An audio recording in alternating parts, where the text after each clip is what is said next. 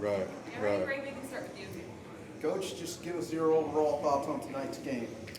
Yeah, I think we took care of business. I think they were a little undermanned. They didn't have a lot of players, so it was uphill battle for them. We had all of our guys, so we just wanted to handle our business.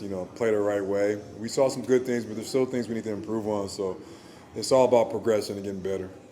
And I just want to talk about that last sequence, maybe 8 minutes of the game where you just brought in all of your depth. Is that just something you just want to work with those depth guys? Just keep them game ready, keep them game sharp in case a situation like this happens, and you don't want to let that big lead slip up, and just kind of have those guys in focus and check, so that in case their number gets called, hey, Yeah, I mean, I think a lot of coaches say next man up mentality, and I think for me, I have confidence in these guys. They work hard every single day. They're really talented. I mean, just because, especially in RGV, just because you're not playing doesn't mean you're not a good player. It's just there's a lot of talent on the team, so you only can play 5 guys at a time. So, yeah, these guys are they're up next. There's going to be their time where they're playing a lot of minutes and crushing it. So, just want to give them that confidence and let them play. And last one on my end, to have multiple ball handlers on your roster. You can go to Trey, you can go to Jared, you can go to Jalen, two-way guys, just how does that speak about the offensive rotations that you guys like to run, especially having a lot of multiple ball handlers? Yeah, I mean, it's one of them things where, you can kind of manipulate the defense and have, do different things with your offense. But there is the other side where, everybody wants the ball. So we got to make sure we just kind of start clicking, start building that chemistry. We're still struggling a little bit with that, but we'll get there. Coach, your opinion in regards to the guys handling the physical stress, the physical fatigue, obviously having played last night, coming to do it again tonight. How did you see the guys? Yeah, I think it was good. I mean, we started the game. I think I called an early timeout because I was a little frustrated with their effort early. But I think mentally, that was my message before the game. Mentally, back-to-backs are all mental. I mean, your legs are going to be tired. Their legs were tired. They just drove from a back-to-back. So I kind of told them, it's a maturity game. Mentally be strong, and I think they did that for the most part.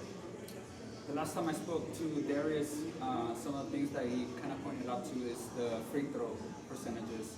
It's been up incrementally. Yeah. So how the improvement on that aspect just to get those easy 2 points? That's huge. I mean, you want to get them free points as much as possible. And a lot of times, I think the beginning of the season, there's a lot of good shooters missing free throws. So it was kind of unique and unheard of for us. But we're working on it every day now. We're shooting free throws after practice and just kind of giving them guys the confidence to, hey, we got to knock these down. And my last one, how up to speed did you have to get Nate Williams, because he first time coming down here, so right. How fast did you have to talk to him for him to learn the playbook? Yeah, I mean, there's a lot of stuff we run, the Rockets run, so he's familiar with a lot of the things, but we knew he was going to be a little off. He hasn't played, I mean, in a month or a month and a half. He's played in the gym, but he hasn't really played. He's practiced, so this is a lot of rust for him too. Him, just getting up and down his lungs. So this is good for him, just to get his feet wet. I'm sure we'll see him again. Yeah. Again, on Williams, what specifically impresses you about this game? Williams? Oh, one, he's just a professional. That's just, off the court and on the court. I mean, coaches love that. And two, he has the ability to go downhill, meaning get to the paint and make plays. He's really special at it. I mean, all you need to give him is space, right? So he's really good, and defensively, he's athletic enough to guard multiple positions. So, and he's a really good corner three-point shooter. So he's just a guy that every year has gotten better, and I don't see it stopping. And finally, I know this team is a little different than last night because they're missing so many players. They only had 7, but are they a little more physical team than last night? What the difference on this? Well, I wouldn't say a little more physical, but they do some unique things. I think OKC traditionally, they do unique things as far as their offense. They move the ball really fast. They do a lot of slip outs. They do a lot of things that other teams do. Sometimes they do it all the time. So they still pose problems no matter how many players they have.